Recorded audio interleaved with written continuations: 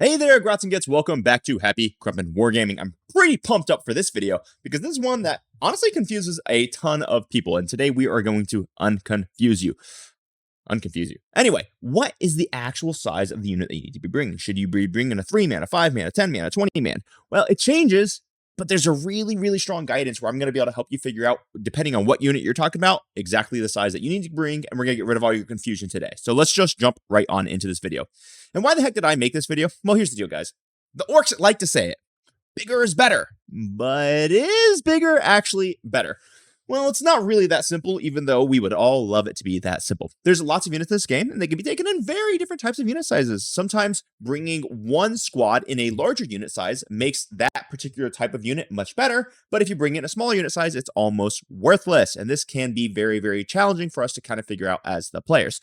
So basically what we're going to do is we're going to go over MSU, which is minimum sized units, versus like our Death Star units, which is going to be tons of points, maxed out units. That's going to be our Death Star. And MSU would be, like I said, minimum size unit. I'm going to give you examples of which types of unit need to be run as MSU, which types of unit need to be run as Death Star units. But then I'm going to discuss the controversial choices, which is going to be, hey, this unit can be either. How do we decide which it needs to be? So guys, I'm a professional Warhammer 40k coach, and I'm really excited to share all the conversations I've been having with some of my clients with all of you. And this is one of the big ones when we're trying to figure out list building. So buckle up. Here we go.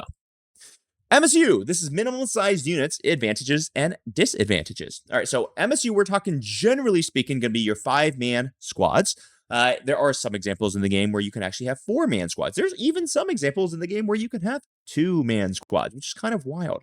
Now, when we use MSU, there's a bunch of advantages. One, it's naturally going to be cheaper. You're taking less units, it's going to cost you less.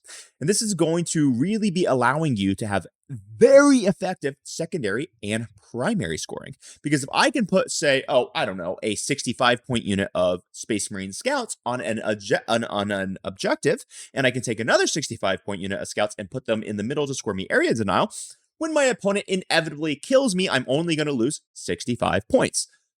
But if I only have like 10-man units of 130-point scout squads, well, when I put them in the middle to score me area denial, my opponent's going to be able to wipe 130 points from my army. So there is an advantage to being able to trade in these smaller units for scoring. They also enable much more efficient trades. Let's say, here we go. Let's say I put a unit of 65-point scouts in the middle of the battlefield because they're going to score me area denial. And then you say, aha, avast, have at ye, matey. And you charge me with a unit of 5 jump pack assault intercessors and you kill my scouts. Great. Now you understand that I'm probably going to be killing your jump pack assault intercessors next, but jump pack assault intercessors are worth 80 points, scouts worth 65. It's really not that big a difference. However, if you're running an army and the only units that you really have are going to be these Death Star units that are, 300, 400 points, if you have to put a 400-point unit down to kill my 65-point unit, and that allows my entire army to get a free turn to kill your Death Star unit, it's a horrible trade for you. So MSU allows for more efficient trades most of the time. Then you have easier to maneuver into positioning. So I've done like videos on staging and stuff. So you guys definitely go check those out if you're not sure what I'm talking about here. But if you're trying to get your units, say, hidden behind a piece of terrain, it's a lot easier to do that with a smaller unit size than it is with a bigger unit size. So basically, it's just easier to move them around the battlefield. If you're deep striking into your opponent's backfield so that you can, score behind enemy lines, well, it's easier to do that with a 5-man unit than it is with a 10-man unit, simply because it's harder for your opponent to screen a 5-man than it is a 10-man. And then lastly, it's going to force your opponent to use lots of valuable resources to deal with your far less valuable resources. So I know, me being a Blood Angel player, I play a lot of Death Star units in my particular Blood Angels style army. One of my worst nightmares is when my opponent takes a 40-point unit and puts them into the corner of a battlefield, and they're just doing an action, they're just scoring my opponent points. Because I can't take one of my 400-point units to go kill their 40-point unit. And I don't have any other units to do that with. So MSU is really good at forcing your opponent to have to waste valuable resources to take out your much less valuable resource.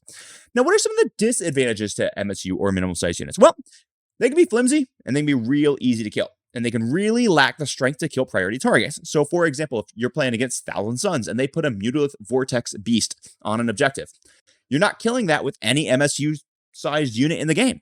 which means it's going to force you to be dedicating one of your more valuable, more Death Star-y type units into that, or it's going to take the combined might of a whole bunch of MSU units, which honestly might most likely means that you're going to have to reveal a large portion of your army to deal with it. So this is actually a really big negative to running only MSU, which is why very few armies are only MSU and very few armies are only Death Star, because you're going to need a nice balance of them both.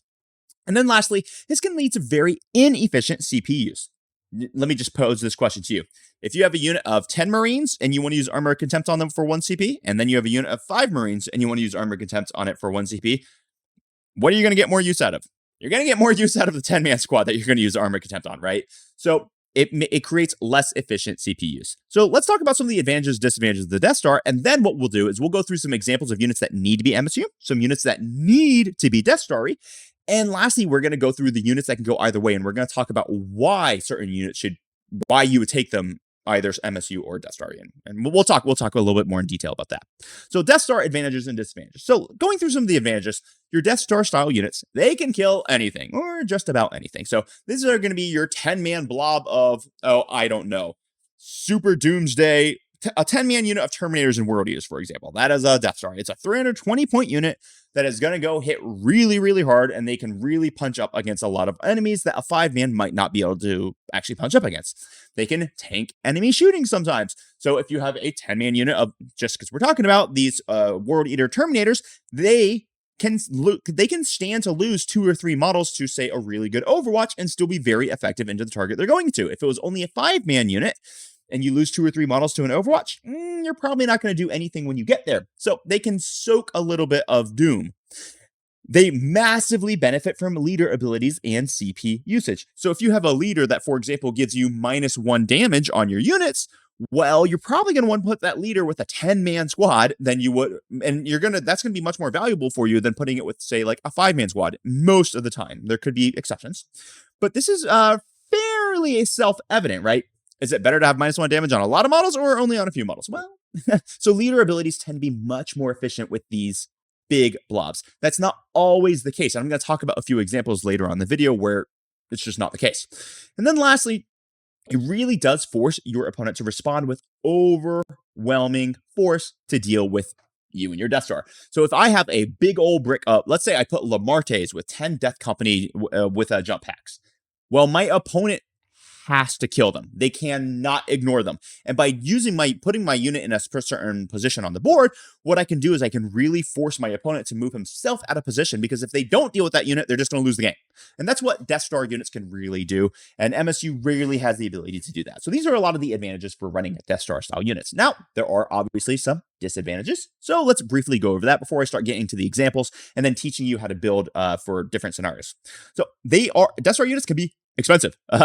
And there are times when you could just lose a game because you lost your Death Star unit early before you expected to. And then you're like, well, crap, now I don't have the resources I need to carry the game out to its conclusion. So that sucks. Death Star units require meticulous positioning. It can be really hard to deploy these things sometimes. It can be really hard to deep strike them in sometimes. It can be very challenging to make sure that they're all hidden perfectly in the ruin the way that you want them to. So it's not as easy to maneuver these Death Star units as it is your MSU units, simply from the footprint or the size of the unit itself. Now, this is very easily, well, not very easily, but this is relatively easily accomplished just by having skill at the game and knowing how to move them. So it's not like a huge negative because you can typically play around it, but it is something to be aware of. And then lastly, it can make primary and secondary scoring very challenging. If I only have 4 units and they're all like these super powerful, I have to use these to activate units, I'm not going to want to put a 400-point unit just standing on an objective to score me primary. I'm going to want to be doing something with that 400-point unit. So it can, when you're running lots of Death Stars, it can make things challenging for primary, secondary scoring. But like I said, you're almost never going to run an army that it's exclusively Death Star, just like you're almost never going to run an army that's exclusively MSU. So let's get some examples of units that pretty much always need to be run MSU, and I'll explain why. All right, so here we go. Well, Storm Boys from the Orcs, for example. Every single unit of Storm Boys comes with 1 knob who's going to have a Power Claw, which is effectively just like a high-strength Power Fist. Well, that Power Claw is pretty valuable in that squad. You get 1 in a 5-man, or you get 1 in a 10-man. You actually get more efficient damage output for having a smaller squad. Not to mention, when case of a Storm Boys, they don't really hit all that hard to begin with. So if you're taking a 5-man squad, they are going to be able to probably kill like a Space Marine Scout squad in all reality. But if you take a 10-man Storm Boy squad, they're not going to be able to kill a Rhino.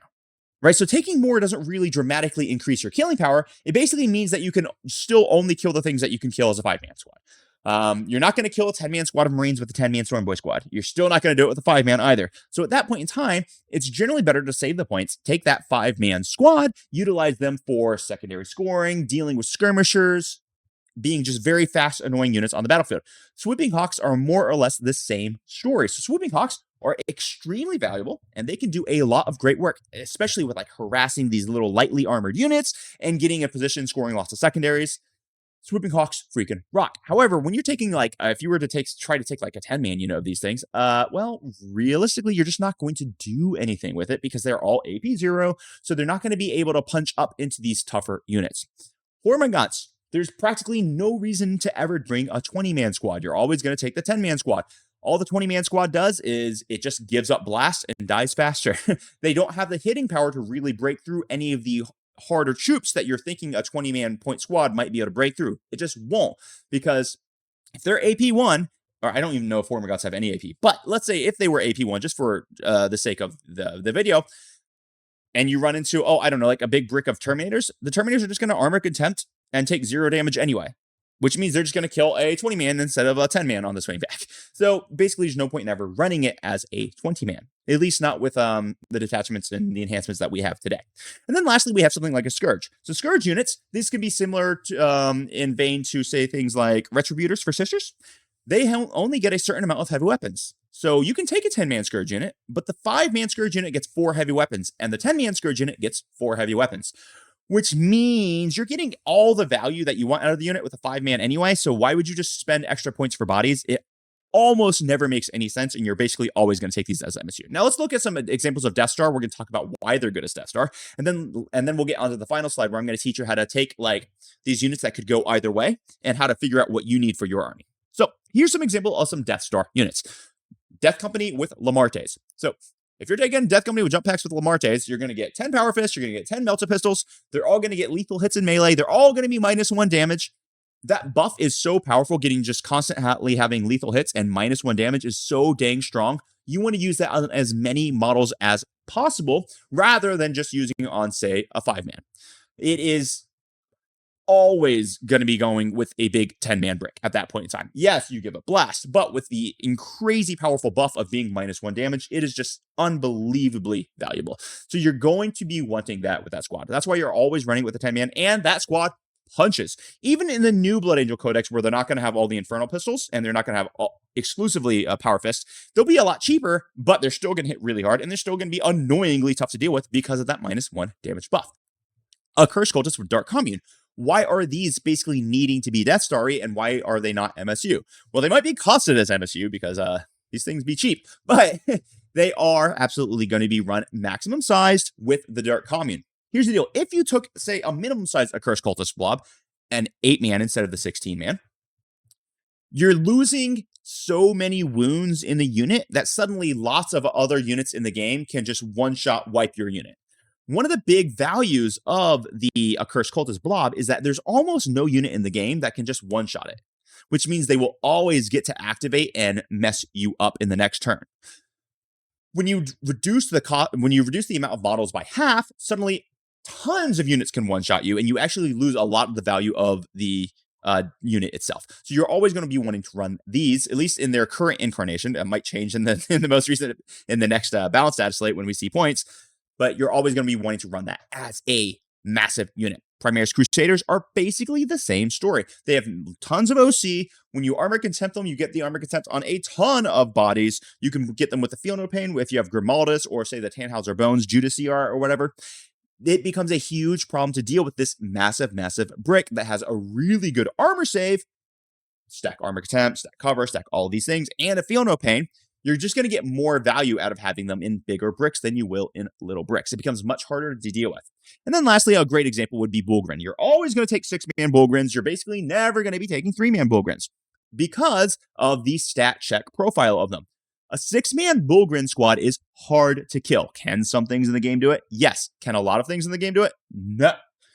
So it's very challenging to actually charge that Bullgrin squad and expect to just pick them up, which means they're going to hit you back, which means your melee squad is going to be in a terrible position when they fall back and just blast you with tanks. Now, if it's just a 3-man, there's tons of units that can just kill them and then pile in and tag the Astra Militarum's tanks. So we're always going to want these as maximum squads. Now, let's talk about the things that can go either way, and we're going to discuss this. All right, so these are some of the ones that I see people ask questions about all the time. These are the ones that we're talking about in our client calls. So I figured I would throw these on here to try to help you guys with your games. Orc knobs. Should they be taken as 5-mans or should they be taken as 10-mans? Well, the reality is, the first thing that you know is you're going to be taking a war boss to be leading them because they need the +1 buff, and the war boss really pops off during the war. So you're definitely going to be taking him, and he's only 65 points. So a 5-man squad of knobs will have different targets than a 10-man squad of knobs. A 5-man squad of knobs is fantastic for things like fighting on death into Fight First Plague Marines. They're fantastic for going and killing 5-man Terminator squads, because when you do the math on it, I think on average a 5-man knob squad with the war boss leaves 1 Terminator alive on 1 wound. And then if you use CP for, say, like Unbridled Carnage, well, then no one's going to be left alive.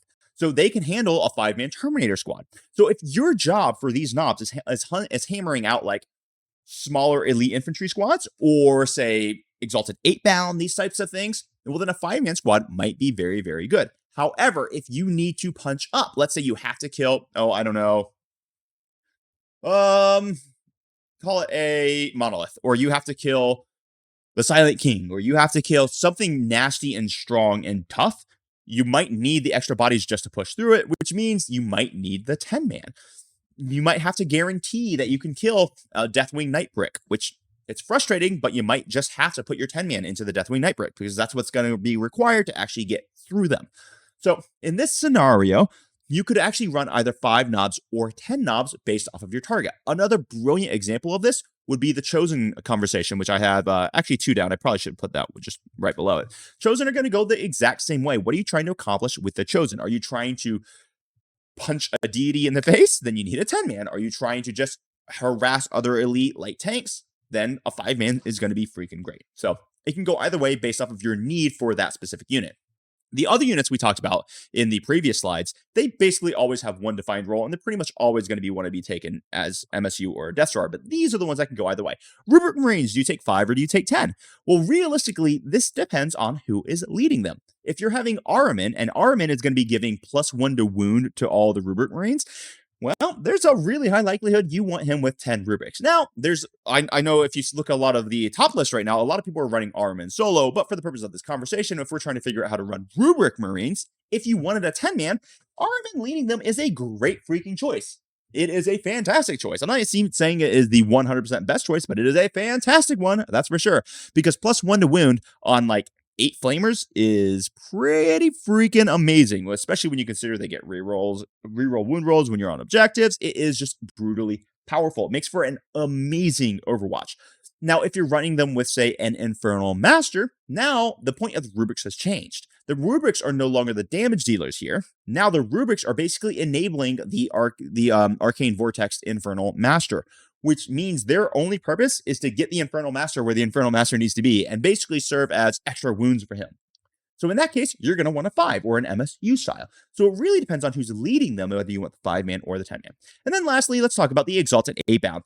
Do you take them in 3s or 6s? And guys, you can apply the same logic to all the other units in question. Well, what does a 3-man Exalted 8-bound squad do? Well, a 3-man Exalted 8-bound squad can run up and kill a Rhino. A 3-man Exalted 8-bound squad can be fantastic for starting in Deep Strike and then rapid ingressing in to harass lighter units. A 6-man Exalted 8-bound squad is going to run in and punch a deity in the face. That's what it's going to do. It really depends on what is the purpose of the unit that you are utilizing right now. Is this supposed to be the unit that is going to crash through a Baneblade? A 3-man won't do that, so you need a 6-man for that job. If it's not a unit that's meant to be doing that or ripping through other Death Stars, then a 3-man's probably really good. But if you're trying to fight other enemy Death Stars or, like I said, break through that huge epic vehicle, then you might need the 6-man. So it's really the purpose that you need the unit to, which is going to define these. So guys, this is my guide on whether you're going to build MSU or whether you are going to build a Death Star style army. Generally, my best advice is that every army is going to need both. So you need to figure out where in your army MSU really shines and where in your army Death Stars really shine. And if you need help with that, book a coaching call, guys. You can check out my coffee, which is in the links down below, and I am happy to help you with all of your list building needs. And we also have a specialized coaching program where you get a pretty hefty discount on your coaching calls if you book for a month or 2 at a time. And that is how we really develop players, getting them into a higher level of play. So I'm excited to see you guys in the next video, and I appreciate all of your attention. And until next time, happy freaking crumping. Bye-bye.